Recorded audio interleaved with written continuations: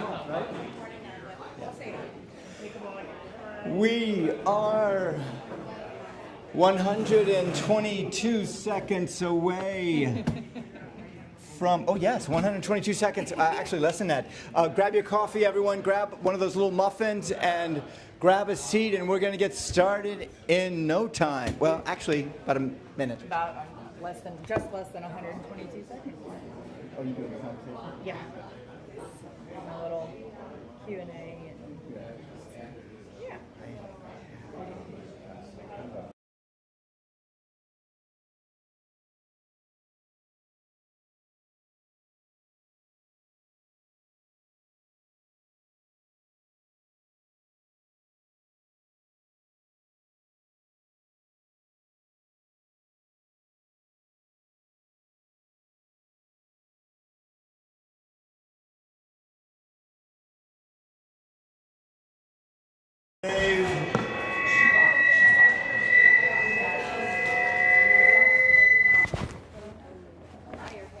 Check, check. I think we're going to get this organized. One more time. Ah, what did I it's do? your fault, Betsy. I did it. All right, everybody, grab your seat. Let's get started. This is 1 Million Cups. Hopefully our mics are good. I'll be leaving, so it's going to be all your mic then. It's all my fault.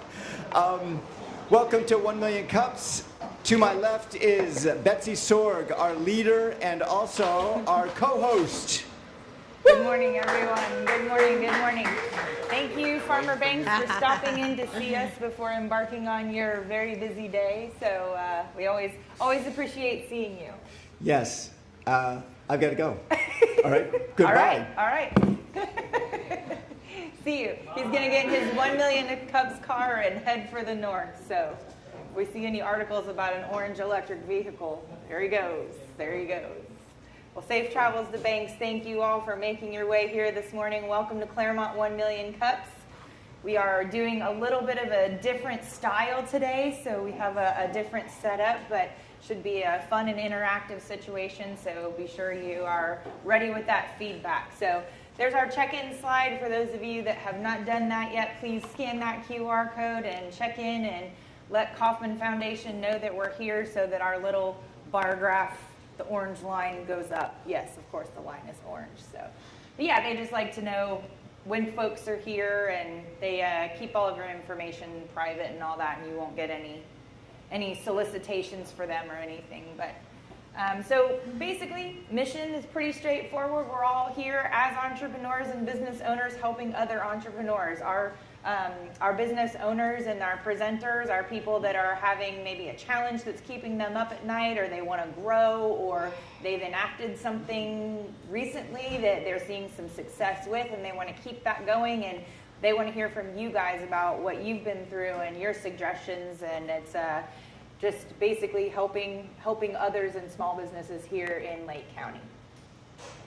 So we do presentations, not pitches. We don't want anybody to feel sold. I see a lot of our previous presenters in the audience, and everybody does a really, really great job of that, because we do ask for a little bit of that vulnerability here from the presenter. So we don't want anybody in the audience feeling sold. We want you as the presenter to get good, actionable feedback that you can take out and hopefully grow and prosper and address whatever challenge you might be having. So obviously, we do this for the community and by the community. All of our organizers are completely volunteer. We've got Glenn from Mighty Manatee in our IT department back there. We've got Dave Colby, who is the president of the chamber, and we could not do it without the South Lake Chamber.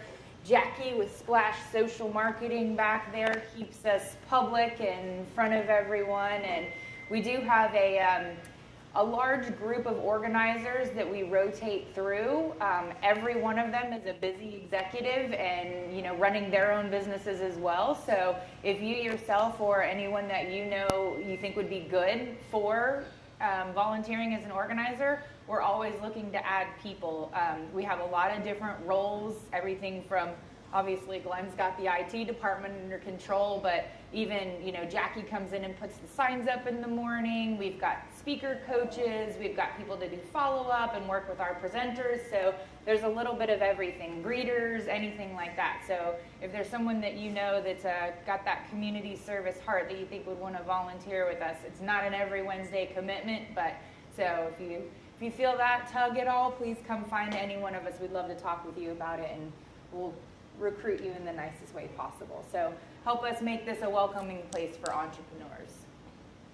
Where are our first timers? I know we have some this morning. Excellent. Thank you for coming. We hope you enjoy the Clermont 1 Million Cups and what we're doing here. And we, again, just do this for the community and hope that everyone here leaves with some good connections that they may not have had before. So if you want to present, or if you're thinking about presenting eventually, this is the QR code that'll take you to the application. Basically, it's pretty straightforward. Your registration will send us an email. We'll have one of our coaches reach out to you and kind of guide you through your presentation and help you with your slide deck, just to make sure you get the most actionable feedback from our community that you can get. So this is what we're doing today. This is a little bit different. We're kind of combining what we call a refill presentation, which is where our presenters have been out in the community trying their feedback for about 6 months. They want to go enact some of the suggestions and come back and tell us about what's worked, maybe additional successes or challenges that they've uncovered, and get some more feedback on that. And we do have a refill presentation style this morning, but we're going to do it on a little bit more of a conversational, interactive, almost, we're jumping on the podcast bandwagon here. So we'd love for you all to just be interactive with this, not necessarily traditionally hold feedback until the end of the presentation. This is going to be a lot of Q&A, so if there's something on a topic that we hit on, that's where we really want your feedback. So we want you guys to be very involved and interactive with this. So this is still the goal is to get that actionable feedback from our audience and our experienced business owners, or if there's I've been through that and you have something to offer, that's what we really want. We want to continue that. So this is exactly what we're doing. Great conversations start with great questions, and that's, I think, where a lot of our connections come from. Is what challenge are you facing? What does your business do? Have you been through this before? All of these things. What are you working on? Something you've learned recently. Have you read a good book lately? There's a lot, or listened to one on Audible or something like that. I think those are all very important questions, and they spark those connections that we're always looking for here at 1 Million Cups. So we do ask, and again, our community is great about this, be curious, not critical. Again, folks are up here kind of sharing their life's work and their hearts with us about their businesses. Kind and actionable. We do want to empower folks to, do their best and carry on and give them some usable feedback. One key insight is more applicable to our traditional model. Today, again, very conversational, very open mic style, and we want to get our presenter all the feedback she can get to take back out into the community. And we always do encourage those extra connections after the program. If something that you thought about, you didn't get a chance to mention it during the presentation, definitely remember that and then have that connection afterward. So, as I've mentioned, our presenter today has been with us before, and she is a community champion. Her name is Anjani Ali, and she runs SSS Non-Emergency Medical Transport. I did just learn today that she used to also run a daycare for 15 years, so obviously she has patience. We know that. Now she has different kind of patience, the non-emergent kind of patience. So her medical transportation now, it helps seniors and individuals with disabilities travel safely from place to place. And maybe a doctor's appointment or even a community event, something like that, where it's a non-emergency kind of a situation. So we're going to hear from her about where she's been and what's up next on her entrepreneurial journey. Okay, so Anjani. Thank you. Good morning. Oh, you have one. Okay. Oh, yeah. Your mic. I have this You're connected with you. So. Yeah. Right. Good morning, everyone. Happy Wednesday. And I have to keep my phone with me just in case. nature of the job, right? Yeah. All right, we're going to attempt to sit on these stools. I hope this was a good idea. So, Okay. Try this. so definitely want to start with just getting to know you and the person behind the business. So what inspired you, again, you've had a daycare, to start this business? Right. So my husband started doing this type of work probably about 7 years ago. And he was doing it part-time alongside his full-time job. And one thing led to the next, and I was doing another type of work. And then we decided that, hey, it's time to pretty much do our own thing. So about a little over 2 years ago is when we started on our own with SSS. So a little backstory about daycare. We have 3 kids, and after having the third one, I was like, I can't keep working corporate. Like I want to, because I was never the parent that was able to be home and go on field trips and this, that, and the other. So when the third one was coming along, I was like, okay, I got to make a change. At that time, we were still living in New York. So I opened a little home daycare. It grew, it went fabulous. Decided to move to Florida in 2005. So we came here in Clermont. So I've been in Clermont since 2005 and decided that, okay, daycare is what I know. So I'm going to look for a facility. So we did that. We bought a facility in Leesburg. Ran that for about 14, 15 years. Kids grew up, my patients grew out. So I was like, that's fair. Okay, time to move on. So I went back into corporate a little bit, and it just wasn't me, And then fast forward, we're here now. So basically, been working with the public has been a big thing, families and things like that. Doesn't matter what age group. So I was like, okay, this is gonna work. Excellent. How many of you identify with the I was in corporate and that's what drove me to start my own business? Yep. That's a pretty common thing for us entrepreneurs, right? There's already a kind of a scrappy mentality, or I want to do this myself, or I want to have the time that I can give to my family, and you kind of have to take that initial leap. And that's one of the biggest things that 1 Million Cups is here for, is you have this idea, right, for a new business, and sometimes you just need to say it out loud, or you need to bounce it off of a group of people that maybe is not your family or your best friend that's going to say, that sounds like a great idea. And that's, again, where that actionable feedback comes in. So that's definitely something I think a lot of entrepreneurs identify with. So you're here for a refill. Obviously, we're here about 6 months ago. Yep. How have things been going since that time, based on kind of some of the feedback that you got here? Right. So I don't know who was here when I did that presentation. I was nervous. I was like, oh my God, how am I going to do this? But fast forward, it's been great. I have to say thank God. I mean, it's not easy.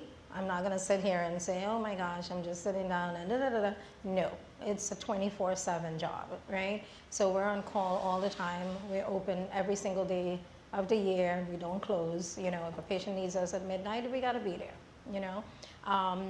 So going back to when I presented at that time, a lot of the ideas that I got was to go into the communities, like, we have the 55 and over and so forth, do presentations, things like that. I did a few of those, got some feedback from there.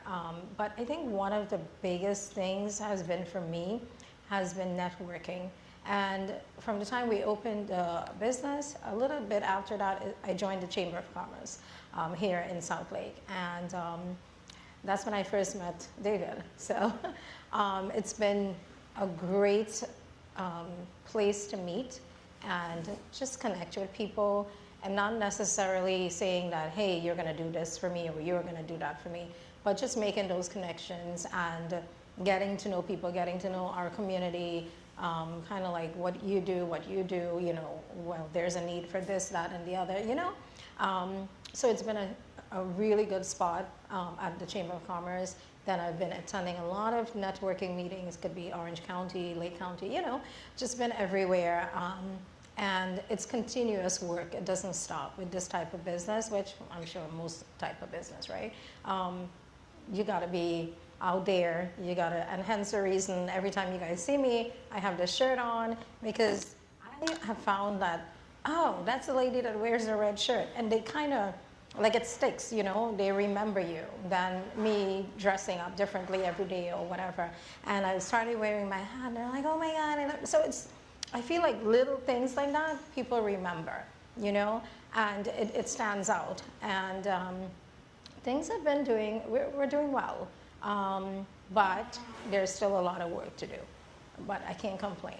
Absolutely, that's wonderful. How many of you here are members of the South Lake Chamber? Yes, absolutely. This is kind of the ideal situation. Again, the Chamber has been involved since the beginning. Dave is one of our founding organizers, and that's one of our favorite, like this I think is kind of a success story. We'd like to think of ourselves as a feeder for the Chamber. There's over 1,000 members, probably well over that already, because it's been a few months that I've been saying exactly that, but over 1,000 members, and it's such a diverse chamber, right, which is representative of South Lake County, which is, I think, one of my favorite things about our community is that, you know, we take all kinds, right? There's all kinds of businesses, all kinds of personalities, all kinds of characters, and that's a great representation of it. So Anjani was able to kind of see the value of that here, start here, and, you know, work your way up, get some of that feedback, and then continue getting that feedback. So as far as your business and the challenge that you talked about last time, I know we've had actually, and I would love to hear from Jackie on this if there she is. So Jackie, talk to us a little bit about the difference between marketing and branding.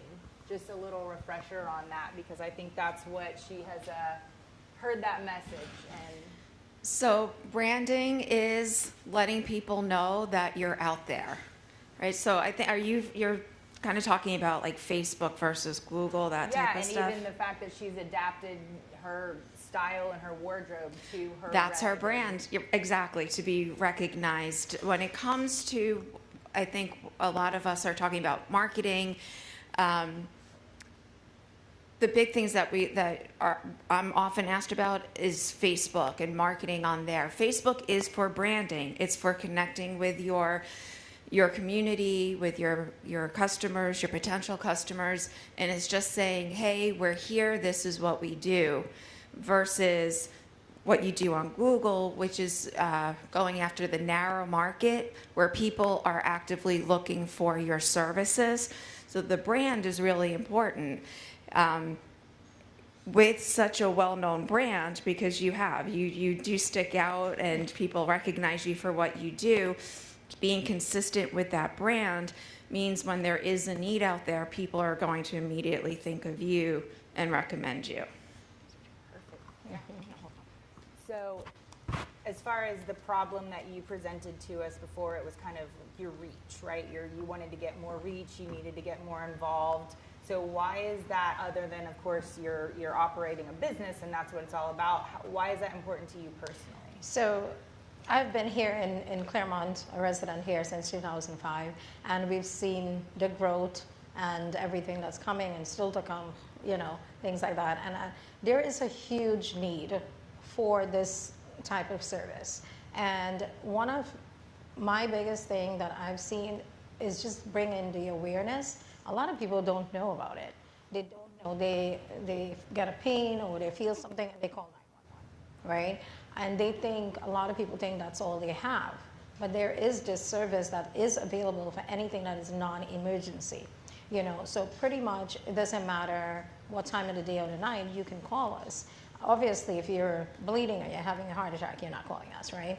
But if you need to go to a doctor's appointment, you need to go to dialysis, you need to go to cancer treatments, whatever it is, people need to know that that service is there. Sometimes, depending on the type of insurance you have, some people's insurance coverage does pay for it and some does not.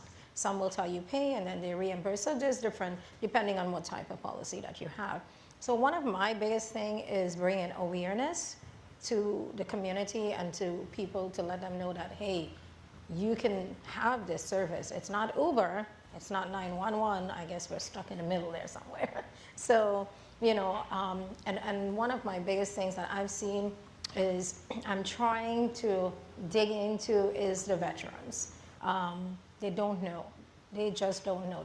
A lot of them are stuck at home. Some of them live alone, some of them have no family, whatever. And even if they have family, those families are working 2, 3 jobs, you know, so they're missing appointments or they can't make it to important things, you know.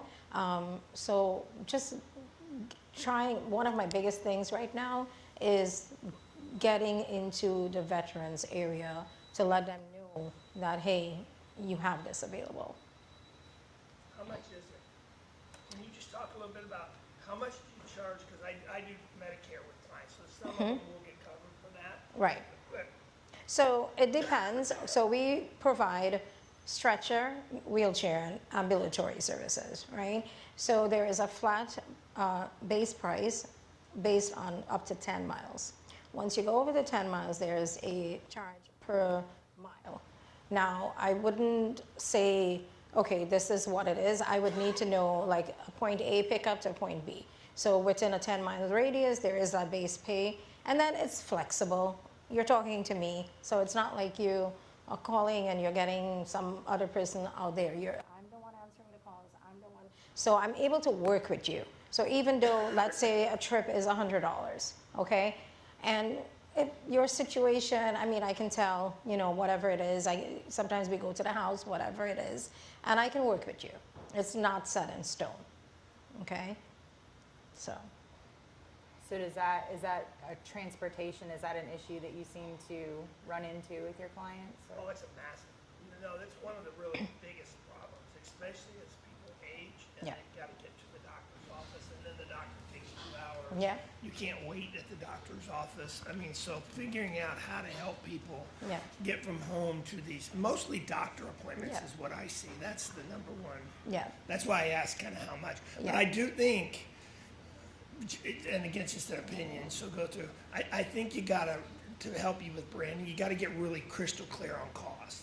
Okay. You know what I mean? I think that's, people today expect that up front, they don't expect it later. Right. So if you call me and you tell me, hey, I need this pickup from here to there, I'll tell you the cost. No, I understand that, but I'm saying from a marketing, I mean, I don't know how you would do it, so I'm not. Okay. I'm not saying it's possible, and I'm Gotcha. not even. Whoever's like in your marketing group, how do we market it? Because people won't even call you if there's not a price. Gotcha. Okay. I mean, there's a segment of people that They won't, yeah. they're like, well, that's something I want to do. Well, how much is it? I don't know. I'm not calling them. Understood.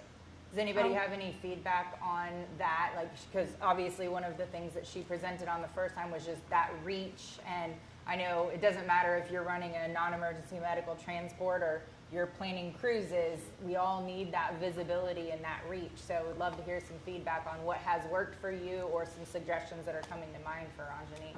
Well, I think to his point, if somebody has insurance that covers that, they know what that's going to, how much they're going to cover. Right. And if they don't know how much it costs, then that's just a mystery, and they're not, you know, that's one less thing one less reason for them to call.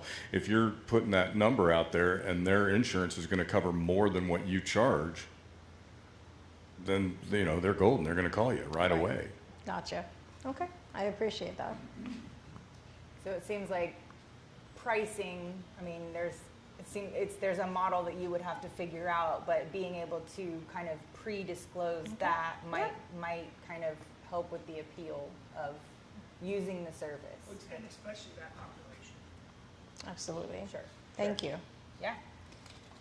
So what have you done to solve that? Well, you said you've presented at a few of the 55 plus communities, Right. the active adult communities that we have around here. Right. Were there any other suggestions that you got from our community that you've been able to put into action? Right. that- So one of our biggest things is we do a lot of discharge from hospitals and rehab centers, nursing homes, assisted livings, you know.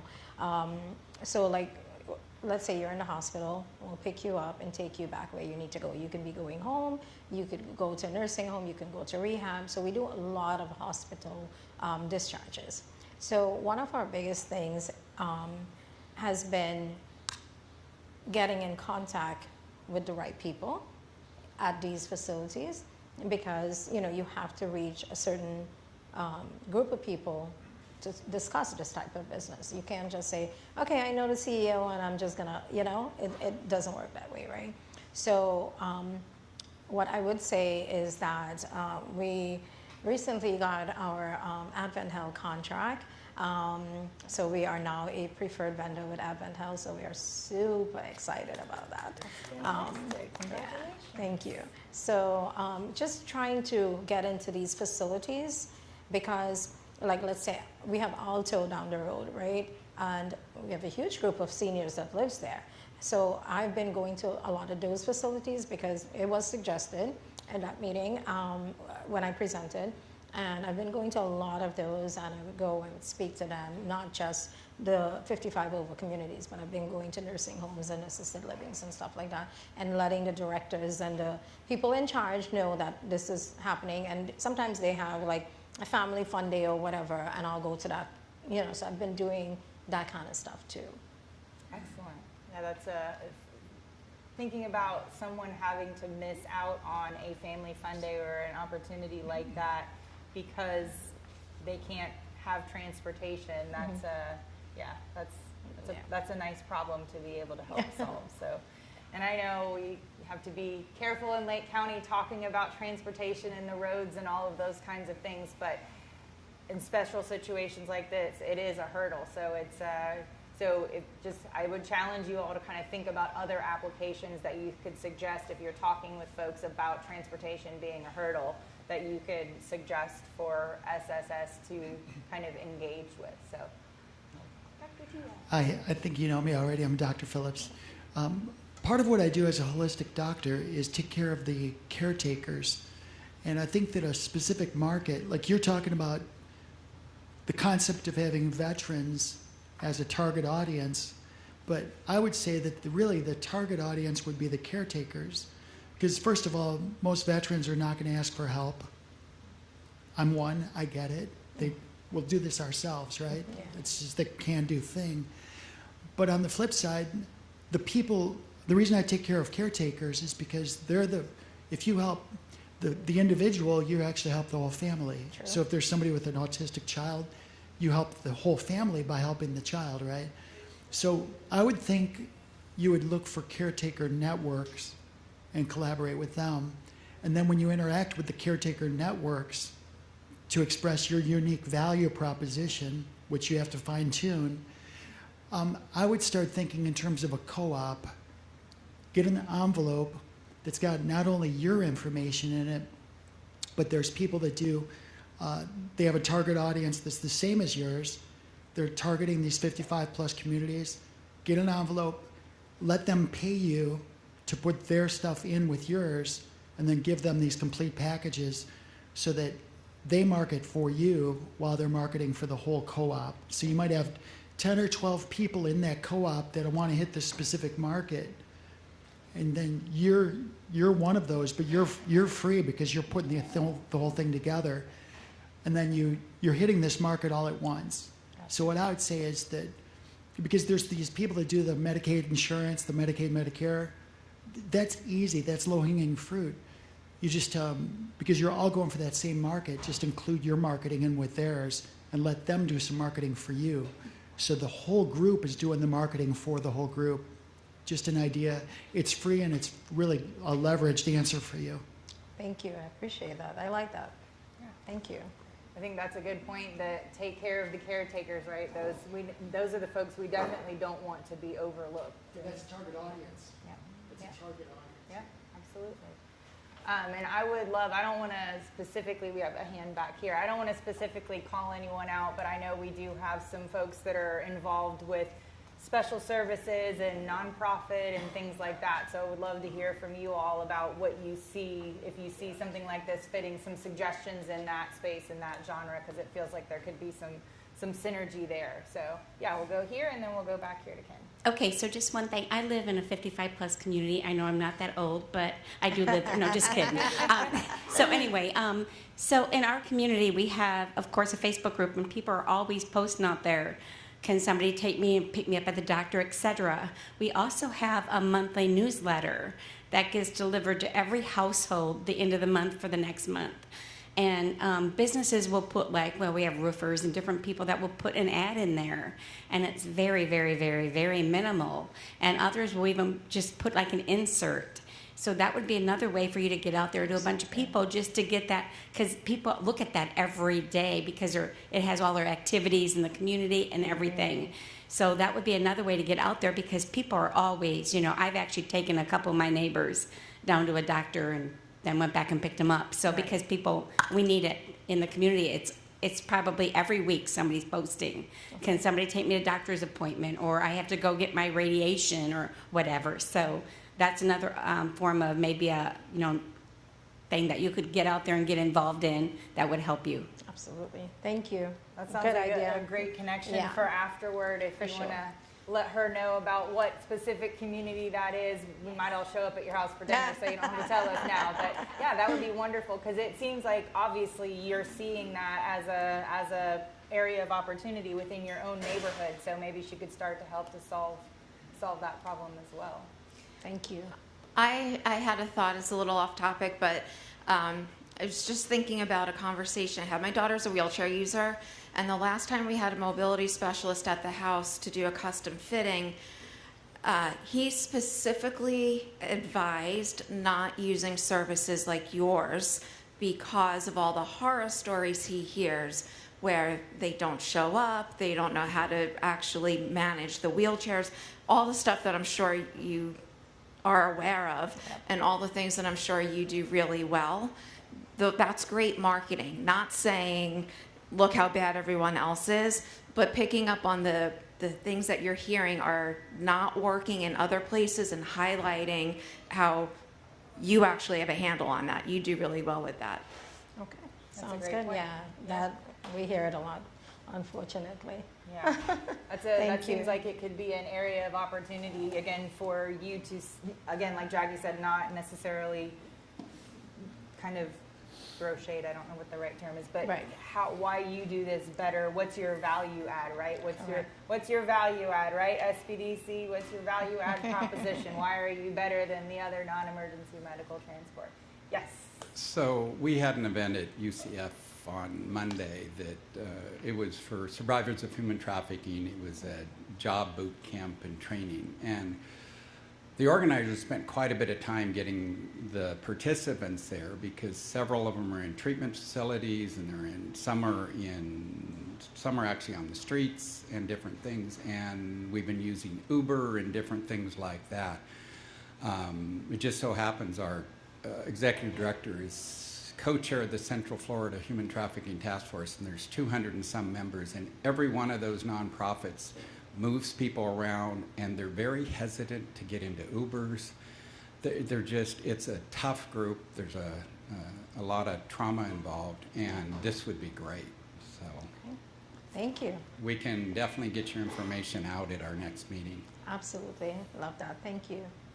Fantastic. There's another connection for after the program, and thank you for what you all are doing in that space. I got to talk to their one of our first-time visitors, and they're tackling a very difficult situation that is bringing awareness and trying to introduce kind of the realization and prevention of human trafficking. So I think that's a great suggestion. When I said I didn't want to call anyone out specifically, you were who I had in mind. So thank you for that. And I think that's another wonderful connection, because a trusted source, I mean, rightfully so, what folks like that have been through, it would probably Yeah. be a little bit unsettling to just trust anyone. And that's one of the biggest things that we deal with on a daily, right? Every single patient or person that we pick up, they have a story, or they're dealing with a situation, I mean, it's just being, and I'm on the road all day, so I'm actually physically doing the work also. And sometimes we'll take somebody to their house and they're alone. And it's some of these scenarios that we deal with on a daily, it puts you back like, what am I complaining about? My hair is not colored, like seriously, like, and it just really like makes your eyes open up even wider, because people are dealing with some really tough situations. Like I can't imagine like how they live, It's hard. It's hard. Absolutely. So I kind of pre-apologize for this question because I'm a financial advisor.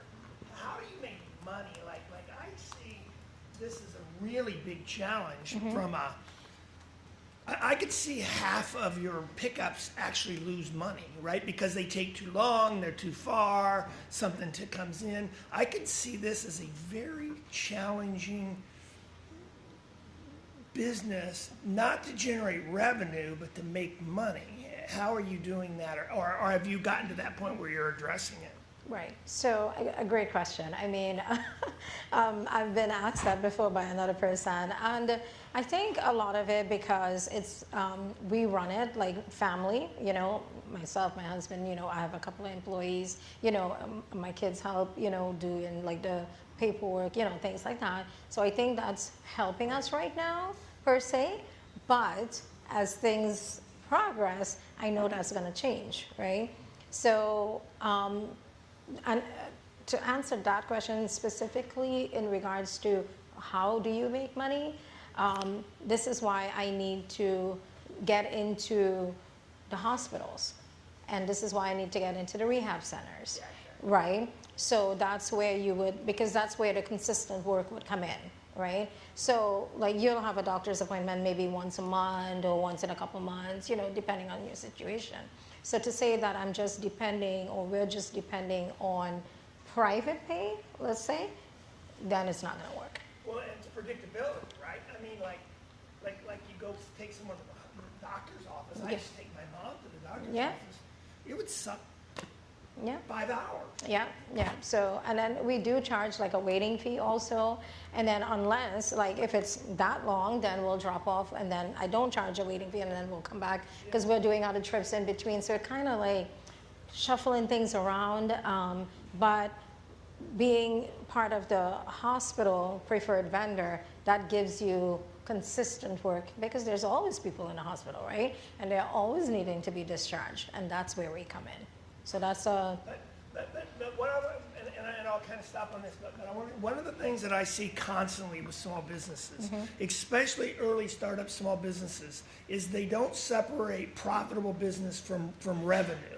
And so a business like yours, it would be really, really easy to get sucked into being really busy all day long and half of the actual trips don't make any money. And now you're a family office, so you get to kind of say you make money, but you really don't, right? I mean, so how do you kind of put the numbers behind that process? I actually think that's your bigger challenge. I don't think it's actually to grow the business. I think it's how do you put predictability around each visit and you make X number of dollars when you do it. And especially being a family business, it will be real easy to get really excited about the revenue, and then you start pushing numbers. You find out you lose money on. Yeah. And you know, that's one of my biggest things that I wanted to bring up here. Time management for me has been a huge challenge. Very, very huge challenge. And it could be everything, personally, business, everything. Because I'm doing it 7 days a week. And then I also have a house to run. My parents live with me, the kids are there, you know, so it's a lot of pieces. And I think one of my biggest challenge has been time management. And if I was to say, okay, I'm working 60 hours a week, which it's not, it's probably like 90 or more, I don't even know, I lost count. But to say that, okay, I'm getting paid well, no. Right, to answer your question. Any other entrepreneurs out here, they feel that pain? Is there anybody that has a system? So do you have a system or nope, haven't cracked that code yet? Yeah, I think that's the struggle of an entrepreneur back here, Jackie, is how do we put our all into it? And Sorry. And I can speak really loud. Yeah. Oh, you need it for that. See, we want our folks that are dialed in and then our recording to get all the information. so weird. Have you ever done time blocking? No. So time blocking, it's a way for anybody who struggles with time management where everything you do in your life, you block it out and you don't negotiate with it. And that way, I know, it sounds weird, but you can do, I ran a real estate company for over 20 years.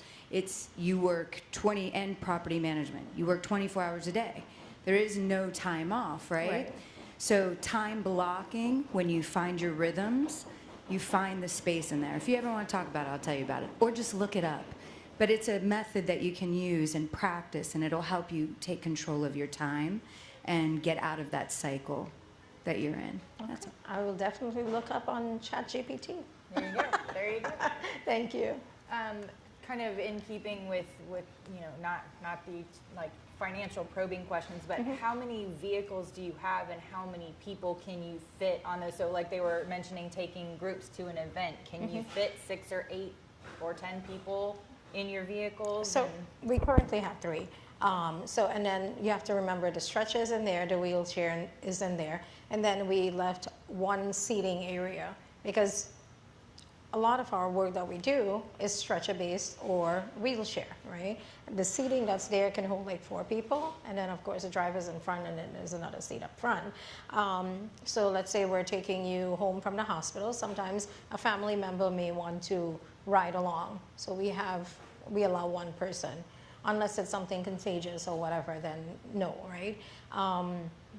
So in regards to taking a large group, it wouldn't be really a large group per se, and then we have to make sure health-wise it's safe, because just making sure nothing contagious goes to the other person and things like that. So, yeah. Excellent.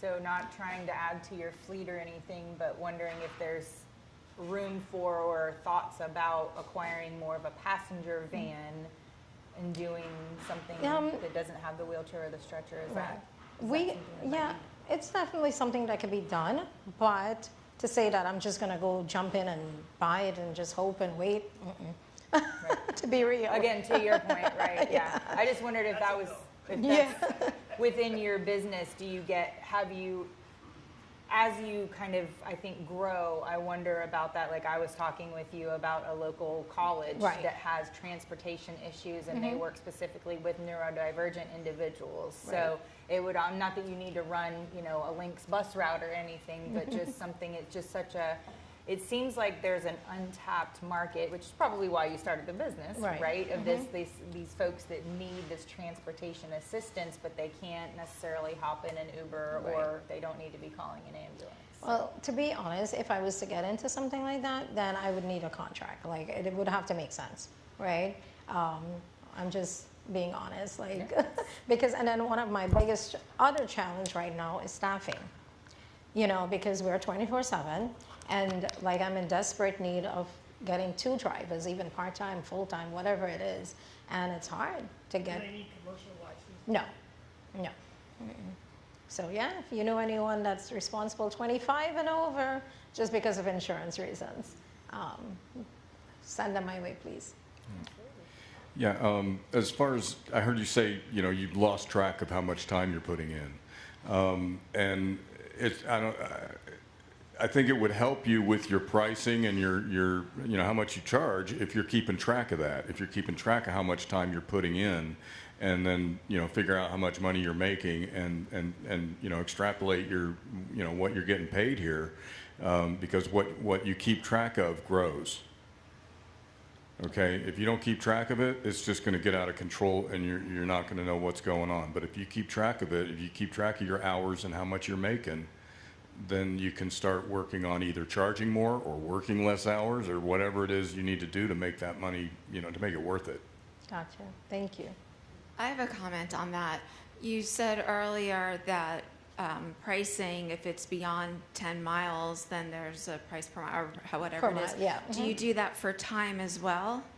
So if you know that this type of pickup should take a half an hour, is that when it's cut off, and then there's, you know, for every 15 minutes, it's another extra dollar amount? So we charge per hour, a waiting fee per hour. Yeah. And I mean, if you go over 10 minutes or whatever, I'm not going to go crazy over it. You know what I mean? Obviously, if it goes way more, then yeah, we'll add on and things like that. So we do charge a waiting fee per hour. Good. So this is always a fun one, I think, to talk with, again, to the great questions, start great conversations. Looking back over your journey so far, so for the last 2 years, maybe even 6 months, what's been your biggest lesson or surprise? Biggest lesson. just be persistent and let people know who you are, and just be nice and just smile. And I say that because sometimes, you meet people, right? And that first impression for me is a lot, and I don't know if it works that way for everybody, but when I meet somebody a first time, it's like an instinct, and one of my biggest thing, and this has been since daycare days to now, whatever, if I'm coming in and talking to you, what we all have issues and family stuff and life stuff that's happening or whatever, but I just gotta throw it behind my back and put that smile on and talk and do whatever I need to do to make it work. And that's been one of the biggest thing. One of issues that I'm having right now is just connecting to the right people at the right places. Now, I did say we are contracted with Advent Health. We are also contracted with Cornerstone Hospice, and we're working on a couple of rehab centers. So it's happening by being persistent, by showing up, by calling them, by emailing, and I know there's this huge AI thing that I should be doing, and I'm still trying to learn that. So just sending the right emails, because these people, they get emails hundreds a day, whatever, and what makes my email stand out, that's something that I need to learn to do it the right way, the right words and things like that. So I wonder, and obviously we have our SBDC representative here. Have you been able to engage with them?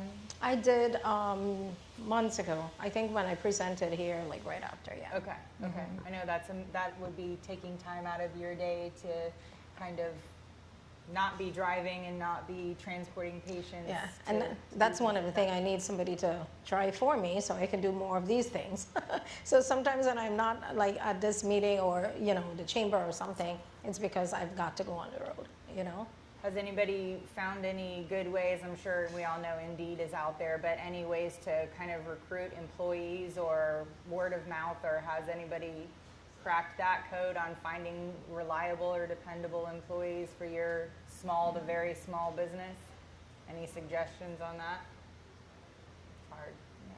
I want to say, you mentioned, you do have to be over the age of 25. I know a lot of students who are either in nursing school or medical school, they need a certain amount of, before they even start clinical hours, when they're going through the application process, they want to be able to show some sort of, thank you. They want to be able to show some sort of prior medical experience, not necessarily clinical hours, but a lot of medical students will work like front desk at hospitals, or they'll do something adjacent, right? That's not necessarily clinical while they are still in school.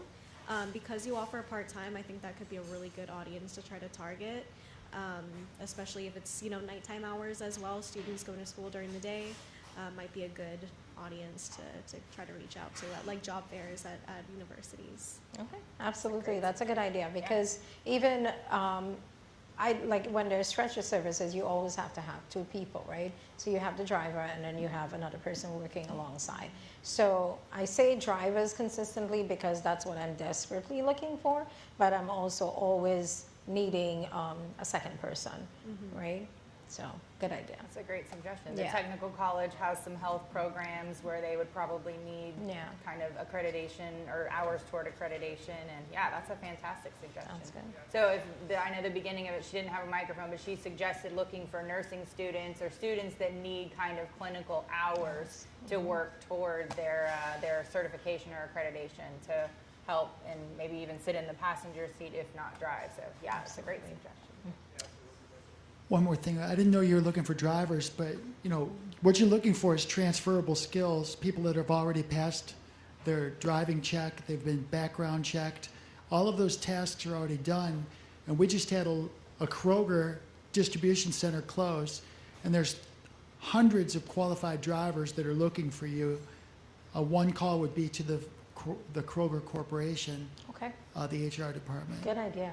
Yeah, It's a great idea. absolutely. That's a great suggestion, Yeah. and actually, because, well, I'll keep it short, but the Kroger employees are in kind of a database with CareerSource Central Florida because there were some dollars that were moved into their keeping, like Right. they're holding to either train or upskill or help rehome I didn't know furloughed that. workers for Kroger. So Yeah. I can definitely make that connection for Absolutely. you and put you on a call there because Yeah. that was something that actually the county was able to do was they took some of those dollars and put them toward roads, and they took some of the dollars and put them toward in the kind of the CareerSource Central Florida Bank to help pull people from that database for furloughed workers. So that's Perfect. another great suggestion. And Absolutely. fortunately or unfortunately, I was on site after that closure, and those drivers, I mean, to your point, were community involved. I mean, they were delivering groceries to cancer patients. They were very empathetic type of people. So Absolutely. yeah, that's another great suggestion. Yeah, So I'll do that. Yeah, for sure. absolutely. Thank you. Hi, I own Lake County Tow, and we grew so quickly because we set ourselves aside from the industry. I'm sorry, you're Lake County? Lake County Towing. Oh, okay, okay, Yeah. yes. Oh, I So see you around. yeah, we built our business on customer service. Mm-hmm. Our trucks are spotless on the inside and out, and people like that. People, like you said earlier, just smile. Yeah. People like good customer service. So we make sure our dispatchers and our drivers are always very courteous to everyone, no matter what happens. In bad situations, people are upset. Yeah. But we try to make it better Absolutely. for them. Yeah. So, and question, do you advertise on Google? No, I have not touched on those things as yet, which I Okay. know I need to.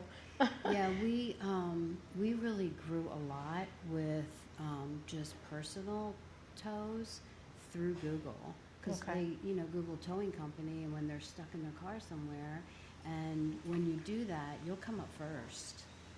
So Right. just a suggestion. Oh, thank you. Your drivers, I realize you do non-emergency stuff, Right. but you're dealing with people who have medical issues. Correct. Are your drivers trained in case something does turn into an emergency? Right. If you pick somebody up and all of a sudden they've got a problem? Right, so we do basic life support, like the first aid, the CPR and so forth. But if something like that happens, let's say you were driving and we realize that this patient is in distress or so forth, we literally have to call 911. Right. You know? But in the meantime, we can do as much as we can do. We can't do too much. Have you ever thought of maybe hiring people who have paramedic experience as a secondary consideration? According to the gentleman here, when I really grow and financially can do it, yeah, I can do that. Because they would obviously, with their experience, their training and all of that, they would want much more. So yeah, I would love to. Well, maybe not. They're not using it. They're not using the training. Yeah. They literally can't. I was a EMT paramedic 100 years ago, but it's called practicing outside the scope of your training. And so I'm sure that's something else that you guys have to stay within those confines of, is you can't all of a sudden start an IV in the field if they're, but that's definitely someone who needs a little bit of, maybe they're retiring part-time or they're in something. the drop program or, They can make an intelligent call on the to tell people what they need to know. Yeah. It's another, you gotta get you off the road so you can start kind of, these are all fantastic suggestions. Absolutely. So, I does anybody appreciate else it. have any additional feedback for SSS? Terry, what do you have? I just have encouragement for you. That's all I have. So I see you in a lot of places. You're out there and everything. So keep doing what you're doing because you're obviously growing. Congratulations on that contract with Advent Health. That's a big thing. And let's talk afterwards because we could talk about several things privately and everything where I might be able to help you out. Thank you. I appreciate it. That's fantastic. That's a great note to end on. Thank you, Terry. And I think, that's an important piece of all of this is obviously it's a grind. And as entrepreneurs and business owners, we understand that grind and it can be a lot, but you seem to be doing a fantastic and gracious job of putting on that smile you spoke about and putting the bag on and getting the work done. Yeah. So yeah, so any connections that you all think about, please, here is Anjani's contact information, and she does have some cards and some information sheets up here if there's any additional questions or anyone that comes to your mind that might be a good resource to put her in touch with. So thank you all very much for the feedback, and Glenn will have captured this all on that AI that you're talking about, and he gives a great synopsis, not in addition to recording everything and then providing the video for her. There will be an actual kind of transcript of everything, including all of your fantastic feedback. So that's why we kept shoving microphones in front of those of you that didn't have them, because that's where it really gets captured, and we want to make sure she has that resource to go back to. So thank you, Anjani, for today. You're welcome. Thank you. Thank you guys so much. I appreciate all of you. And I'll be listening again, because I'm sure by the time I walk out the door, I'm going to forget. Hey, that's how it goes. So thank you. Yeah, if you didn't take a picture, there's her information, and of course she'll be here for maybe a few minutes afterward for some connections, but she's got, again, some information here. So I think obviously you'll get all the feedback, but we always like to ask our question that what can we as a community do to help you at SSS Non-Emergency Medical Transport right now? I would say just awareness. Share the word. Whoever you know, let them know that, hey, this service is available, because to me, that's one of the biggest things, awareness. A lot of people doesn't know it exists. The easiest thing for them is to do Uber, and they think that's all they can do, or call 911, but just let them know that we're here and we can help them out. Excellent. Yes. Thank you. So here is one more QR code for you that if you for some reason can't make it on a Wednesday, or you have someone that you think would benefit from hearing about what we're doing here and that would eventually bring them here in person, that's our QR code that sends you straight to the website. Also, you can apply to present there if that's something that you're feeling like doing. Obviously, we can do the interview style. We have the traditional presentation where it's about 6 minutes, all about your business and yourself and the challenge or the pivot or the kind of situation that you're facing. So that QR code will take you there, and we would love to get you on the schedule to present. And we always love to take a group photo. So we have our resident photographer, Cy, with Cy Photography in Montverde here to take photos for us. So let's, bring our banner around. There you go, the orange next to the red looks good. All right, if everybody can get their 1 million cups fingers ready for Cy here, we'll take a 1, 2, 3.